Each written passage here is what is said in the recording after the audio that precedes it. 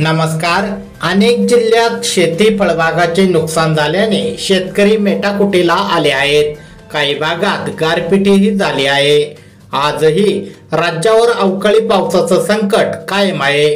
पुढील 72 तासात जोरदार पावसाचा अंदाज IMD कडून वर्तवण्यात आला आहे।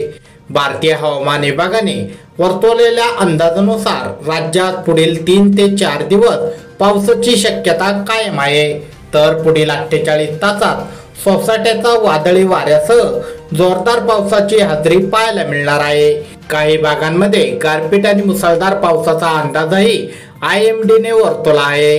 आज भारतीय हवामान विभागाने विदर्भ, मध्य महाराष्ट्रात वादळी वाऱ्यासह जोरदार पावसाची शक्यता वर्तवली आहे।